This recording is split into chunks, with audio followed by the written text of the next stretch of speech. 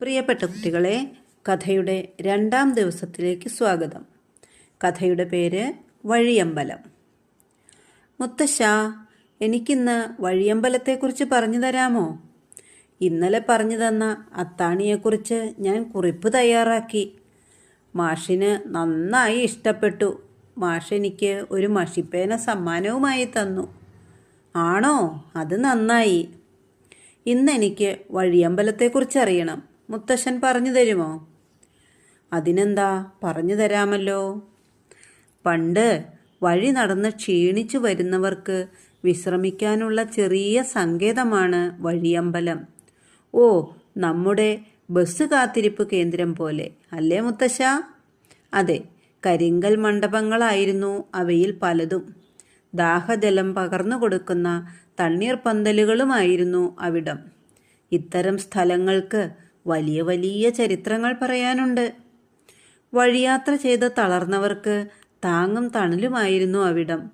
പല ദേശങ്ങളിൽ നിന്ന് വന്നു ചേരുന്നവർക്ക് ഒത്തുകൂടാനും പരസ്പരം വിവരങ്ങൾ പങ്കുവയ്ക്കാനുമുള്ള വേദിയുമായിരുന്നു. ശുദ്ധവായു, ശാന്തമായ അന്തരീക്ഷം, സുഖകരമായ തണൽ എന്നിവ ആ പ്രദേശത്തിൻ്റെ പ്രത്യേകതകളായിരുന്നു. കേരളീയ വാസ്തുശില്പവിദ്യയുടെ ചെറിയ മാതൃകകൾ നമുക്കവിടെ കാണാം. കിണറുകൾ, കുളങ്ങൾ എന്നിവയുടെ സമീപത്താകും പല വഴിയമ്പലങ്ങളും. അത്താണിക്കല്ലിൽ ചുമടിറക്കി വെച്ച് ശുദ്ധജലത്തിൽ ദേഹശുദ്ധി വരുത്തി ആഹാരം കഴിച്ച് വഴിയമ്പലത്തിൽ വിശ്രമിച്ചിരുന്നു ധാരാളം വഴിപോക്കർ. കേരളീയ പാരമ്പര്യ തനിമയോടും ഇന്നും പലയിടത്തും ഇത്തരം വഴിയമ്പലങ്ങൾ കാണാം.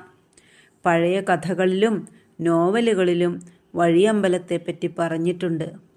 OV വിജയൻ്റെ ഖസാക്കിൻ്റെ ഇതിഹാസം തുടങ്ങുന്നത് തന്നെ കൂമൻകാവിലെ വഴിയമ്പലത്തെക്കുറിച്ച് പറഞ്ഞുകൊണ്ടാണ്. ഇന്ന് പലയിടത്തും വഴി വീതി കൂട്ടുകയും കെട്ടിടങ്ങൾ പണിയുകയും ചെയ്തപ്പോൾ വഴിയമ്പലങ്ങൾ പൊളിച്ചു മാറ്റിയതായി കാണാം. കിണറുകൾ മൂടിയും അത്താണി തകർത്തും വികസനം നടത്തുന്നു നമ്മൾ. അത്താണി എന്ന പോലെ വഴിയമ്പലം എന്ന പേരിലും സ്ഥലമുണ്ട്. തൃശ്ശൂർ ജില്ലയിലെ കൊടകരയ്ക്കടുത്താണ് ആ പ്രദേശം. അപ്പോൾ അവിടെ ഒരു കാലത്ത് വഴിയമ്പലം ഉണ്ടായിരുന്നിരിക്കുമല്ലേ? തീർച്ചയായും ഉണ്ടായിരുന്നിരിക്കും. അവിടെ മാത്രമല്ല, നാടിൻ്റെ മുക്കിലും മൂലയിലും ഇത്തരം വഴിയമ്പലങ്ങളുണ്ടായിരുന്നു.